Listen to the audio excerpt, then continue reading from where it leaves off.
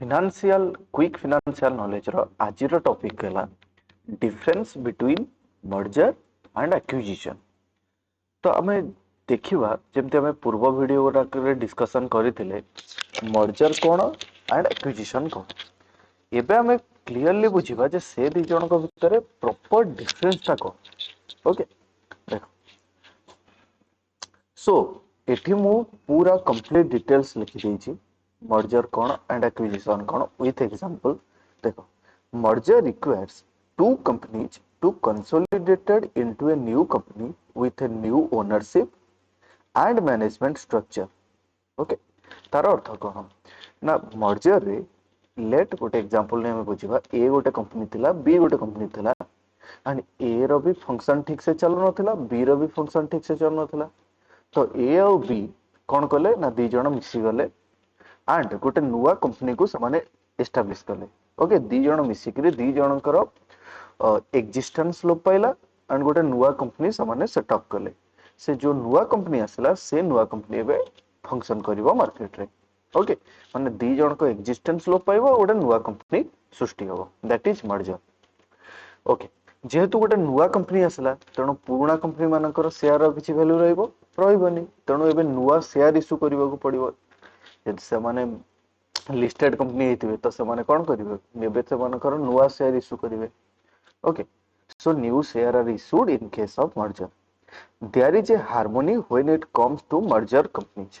Harmony माने कोन late जेते हम एग्जांपल दबा ए कंपनी रो भी किछि बोर्ड ऑफ डायरेक्टर थिले बी कंपनी रो भी किछि बोर्ड ऑफ डायरेक्टर बा एग्जीक्यूटिव कमिटी थिले।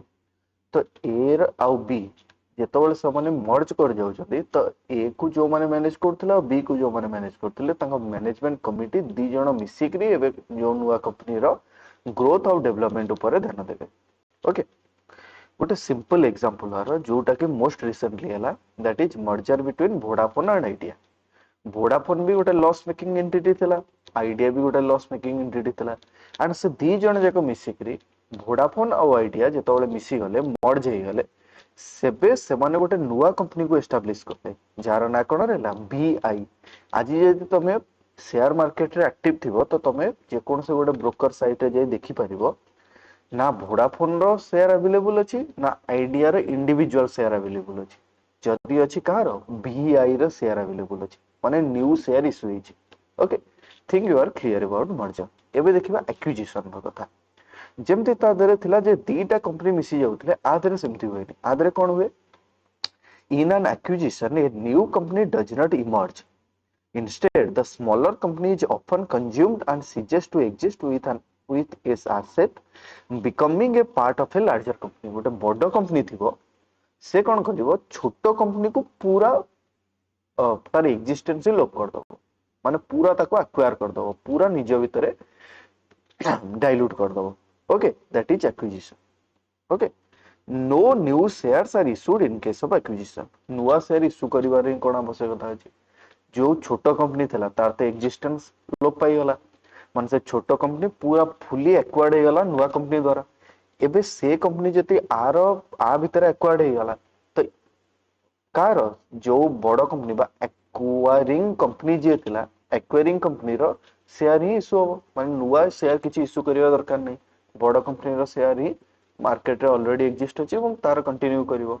Okay the acquired company has no say in terms of power or authority by the acquiring company।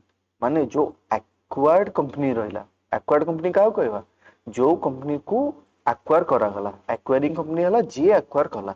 Okay तो acquiring company पाखरे सब अथॉरिटी रहइबो बट acquired company रो जो board of director थिले जो executive थिले तांकर कोनोसी भी पावर रहइबोनी एबे कंपनी को फंक्शन करिया पई माने एबे से एक्वायर्ड कंपनी पई सब डिसीजन एक्वायरिंग कंपनी नबो।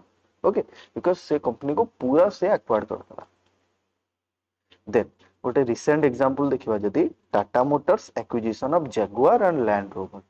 आमे जे देखिबा जगुआर और लैंड रोवर दी जण कोन थिले कंपनी छोटो कंपनी आ भितरु जगुआर टा लॉस मेकिंग कंपनी थिला लैंड रोवर तथापि तार बिजनेस चलतिला बट दी जण को जेतबेले फोर्ड बिकी दला तो ताको किए किन थिला ताको एक्वायर कर दला टाटा मोटर्स एक्वायर्ड जो करदेला ना जागुआर रो बोर्ड एग्जीक्यूटिव मानकर किसी फंक्शन रहला ना लैंड रोवर रहला जदि चलिबो एबे कहारे चलिबो टाटा मोटर्स रे चलिबो अच्छा एबे कोन मार्केट रे जागुआर और लैंड रोवर रो शेयर अवेलेबल अछि नाही जदि अछि कार अछि टाटा मोटर्स रो माने एक्वायरिंग कंपनी रो शेयर ही एग्जिस्ट रहइबो एक्वायर्ड कंपनी रो शेयर रो कोनोसी अतापता रहइबोनी okay think you all clear तो मर्जर और एक्विजिशन में तरी इतना किसी basic difference okay thank you